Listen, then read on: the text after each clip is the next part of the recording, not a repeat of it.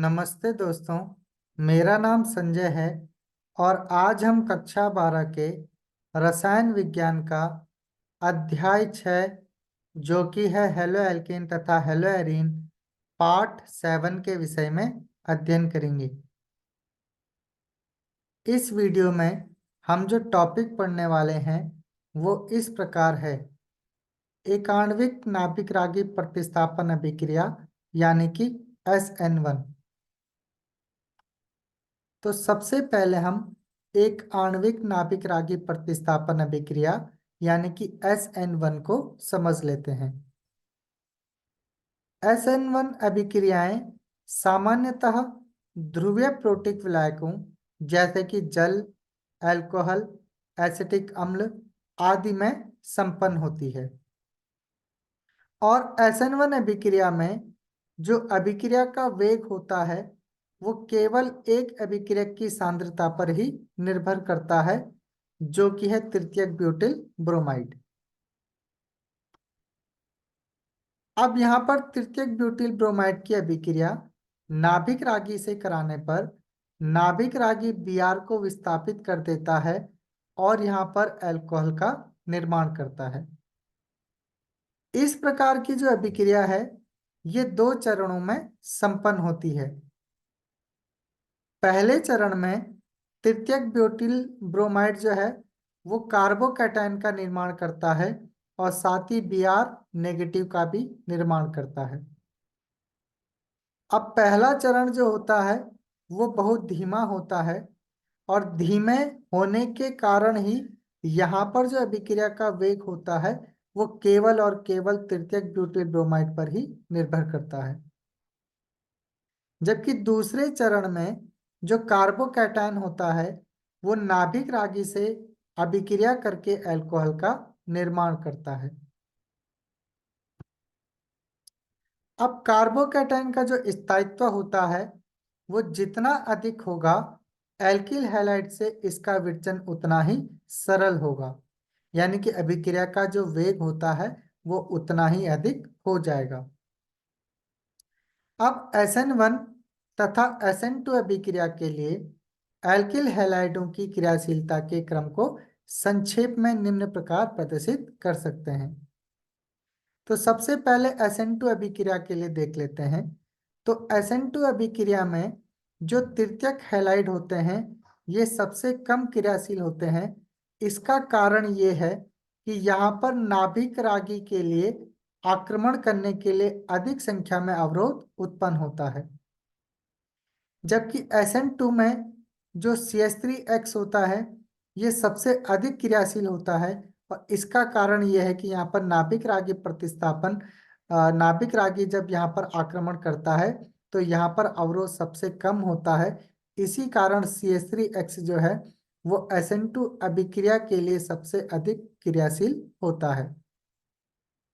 परंतु SM1 अभिक्रिया के लिए जो तृतीयक हैलाइड होता है ये सबसे अधिक क्रियाशील होता है और इसका कारण ये है कि तृतीयक हैलाइड जो है वो तृतीयक कार्बोकैटायन का निर्माण करता है जो कि सबसे अधिक स्थायी होता है और इसी कारण SN1 अभिक्रिया के लिए तृतीयक हैलाइड जो होता है वो सबसे अधिक क्रियाशील होता है। जबकि CH3X में जो है ये CH3 पॉजिटिव कार्बोकैटायन का निर्माण होता है और ये सबसे कम स्थायी होता है। इस कारण SN1 अभिक्रिया के लिए CH3X जो है ये सबसे कम क्रियाशील होता है। इन्हीं कारणों से एलिलिक तथा बेंजिलिक हैलाइड में जो SN1 अभिक्रिया के प्रति अधिक क्रियाशील प्रदर्शित करते हैं।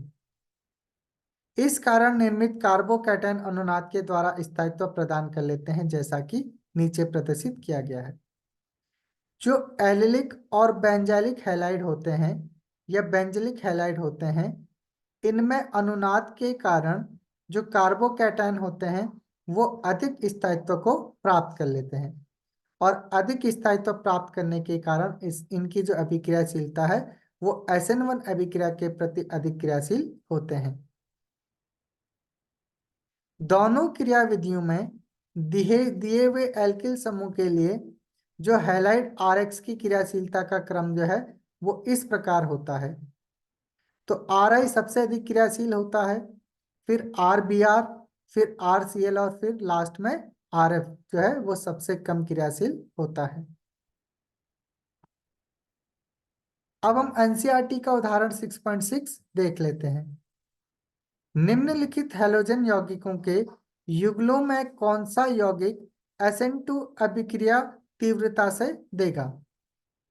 तो यहाँ पर इस प्रकार से ये दोनों यहाँ पर प्रदर्शित किए गए हैं।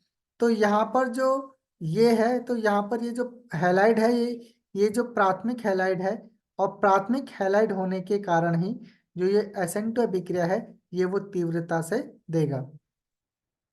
जबकि यहाँ पर I और Cl जो है इनके जो परमाणु आकार में अंतर होता है, और I का आकार बड़ा होने के कारण ये आसानी से जो है वो अभिक्रिया करेगा, और इस प्रकार जो I वाला है ये बड़े आकार के कारण आसानी से SN2 अभिक्रिया को प्रदर्शित करेगा। अब हम एनसीईआरटी का उदाहरण 6.7 को समझ लेते हैं कि SN1 व SN2 अभिक्रिया में निम्नलिखित यौगिकों की अभिक्रियाशीलता का क्रम अनुमानित कीजिए, जिसमें से सबसे पहले पूछा गया है ब्रोमो ब्यूटेन के 4 समावेवी। तो यहाँ पर ब्रोमो ब्यूटेन के जो 4 समावेवी हैं इनको प्रदर्शित किया गया है, और SN1 अभिक्रिया के अनुसार इनकी क्रियाशीलता को भी प्रदर्शित किया गया है। अब यहाँ पर तृतीयक ब्यूटिल ब्रोमाइड जो है वो सबसे अधिक क्रियाशील होगा, क्योंकि जो तृतीयक ब्यूटिल ब्रोमाइड है ये तृतीयक कार्बोकैटायन का निर्माण करता है, जो कि सबसे अधिक क्रियाशील होता है। इसी कारण ये SN1 अभिक्रिया के अनुसार सबसे अधिक क्रियाशील होगा। उसके बाद 2 डिग्री ब्यूटिल ब्रोमाइड जो है वो ज़्यादा जो है वो क्रियाशील होगा, और उसके बाद CH3 का होल ट्वाइस CH2Br, और अंतिम में CH3 CH2 CH2 CH2Br जो है वो सबसे कम क्रियाशील होगा। जबकि SN2 अभिक्रिया के लिए इनका जो क्रम है वो ठीक विपरीत हो जाएगा, और विपरीत होने का कारण ये है कि SN2 में जो नाभिक रागी है वो जब तृतीयक ब्यूटिल ब्रोमाइड के कार्बन पर आक्रमण करेगा, तो यहाँ पर अधिक संख्या में जो कार्बन अधिक संख्या में एल्किल समूह उपस्थित होने के कारण ये उसमें अवरोध को उत्पन्न करेगा, और इसी कारण SN2 में जो तृतीयक ब्यूटिल ब्रोमाइड होता है ये सबसे कम क्रियाशील होता है, परंतु प्राथमिक ब्यूटिल ब्रोमाइड जो है वो सबसे अधिक क्रियाशील होता है।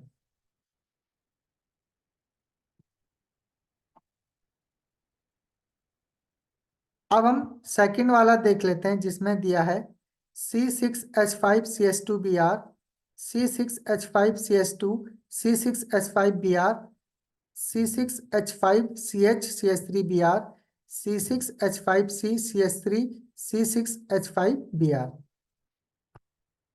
तो यहाँ पर SN1 के अनुसार C6H5C CH3 C6H5Br जो है वो सबसे अधिक क्रियाशील होगा, क्योंकि इस प्रकार से जो कार्बोकैटायन का निर्माण होगा वो सबसे अधिक स्थायी होगा। जबकि यहाँ पर C6H5CH2Br जो है ये जो है वो सबसे कम क्रियाशील होगा, और इसका कारण ये है कि इस प्रकार से प्राप्त कार्बोकैटायन जो है वो सबसे कम स्थायी होता है, और इस कारण इसकी क्रियाशीलता SN1 के अनुसार सबसे कम होगी। जबकि SN2 में ये जो क्रम है ये विपरीत होगा, और विपरीत क्रम का जो कारण है, ये कारण है कि जो यहाँ पर है यहाँ पर अवरोध अधिक होगा, और अवरोध अधिक होने के कारण जो ये है यहाँ पर इसकी क्रियाशीलता सबसे कम होगी। जबकि यहाँ पर अवरोध सबसे कम होता है नाभिक रागी के लिए, तो इस प्रकार यहाँ पर इसकी जो क्रियाशीलता होगी वो SN2 के अनुसार यहाँ पर सबसे अधिक होगी। तो इस प्रकार से SN1 और SN2 के अनुसार इनकी क्रियाशीलता के क्रम को यहाँ पर समझाया गया है। तो आज हम देख लेते हैं कि आज हमने क्या पढ़ा। तो आज हमने एकाण्विक नाभिक रागी प्रतिस्थापन SN1 को पढ़ा, और इसके साथ ही एनसीईआरटी उदाहरणों को हमने हल करा, और उसमें SN1 और SN2 के अनुसार हमने अभिक्रियाओं की क्रियाशीलताओं को व्यवस्थित करना सीखे हैं हम। तो आज के लिए इस वीडियो में इतना ही। नेक्स्ट वीडियो में हम पढ़ेंगे नाभिक रागी प्रतिस्थापन अभिक्रियाओं के त्रिविम रासायनिक पहलू। तो मिलते हैं नेक्स्ट वीडियो में।